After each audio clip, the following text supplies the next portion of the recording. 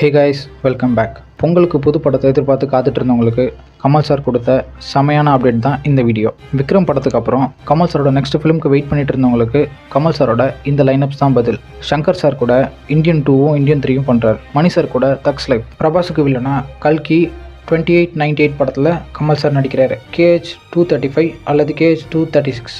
Director Lokesh Kanagaraj கூட விக்ரம் 2 பண்ணுறதுக்கு அதிகமான வாய்ப்புகள் இருக்குது. ஆனால் இப்போ வந்திருக்க அனௌன்ஸ்மெண்ட் பார்த்தீங்கன்னா கமல்ஹாசன் 237. இந்த படத்தை டைரக்ட் பண்ண போகிறது விக்ரம் லியோவோட ஸ்டண்ட் மாஸ்டர்ஸ் அன்பு அறிவு தான். இந்த படத்தில் இவங்க டேரக்டராக அறிமுகமாகறாங்க.